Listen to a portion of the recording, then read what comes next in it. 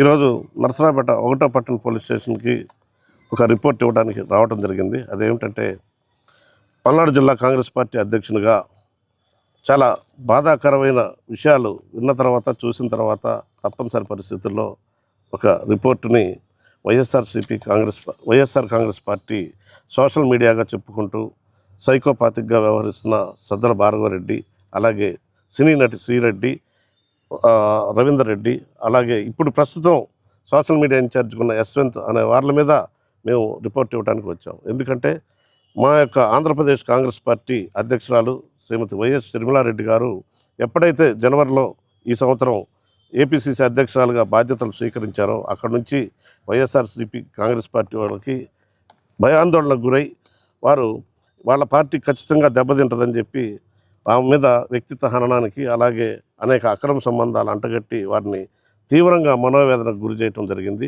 వారితో పాటు అలాగే లక్షలాది మంది కాంగ్రెస్ పార్టీ అభిమానులు కూడా తీవ్ర మనోవేదనకు గురయ్యారు.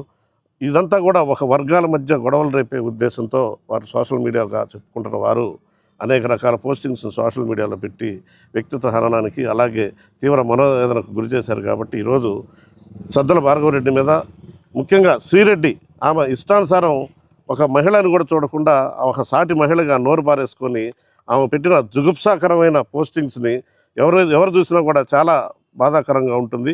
అటువంటి వ్యక్తిని ఎట్టి పరిస్థితుల్లో శిక్షించాలన్న ఉద్దేశంతో ఈరోజు రిపోర్ట్ ఇవ్వడం జరుగుతుంది. అలాగే ఒక్క షర్మిలారెడ్డి గారి మీద కాదు, ఈ రోజున గౌరవ ముఖ్యమంత్రి చంద్రబాబు నాయుడు గారి మీద, అలాగే డిప్యూటీ సీఎం పవన్ కళ్యాణ్ గారి మీద, వారిద్దరి మీద కూడా, వాళ్ళ కుటుంబ సభ్యుల మీద కూడా అనేక రకాలుగా జుగుప్సాకరమైన పోస్టింగ్స్ పెట్టి లక్షలాది మంది ప్రజలు మనోవేదనకి గురి చేశారు. కాబట్టి వారిని ఖచ్చితంగా చట్ట ప్రకారం శిక్షించాలని చెప్పి కోరుతూ ఒక రిపోర్ట్ ఇవ్వడం జరిగింది. అలా వారు ఇప్పుడు పోలీసు వారు కనుక ఎటువంటి చర్యలు తీసుకోకపోతే ఖచ్చితంగా దీన్ని కోర్టులో ప్రైవేట్ కంప్లైంట్గా వేసి వారిని శిక్షించే వరకు కూడా పల్నాడు జిల్లా కాంగ్రెస్ పార్టీ తరఫున పోరాటం చేస్తామని చెప్పి మీ అందరికీ మనవి చేసుకుంటూ సెలవు తీసుకుంటాం.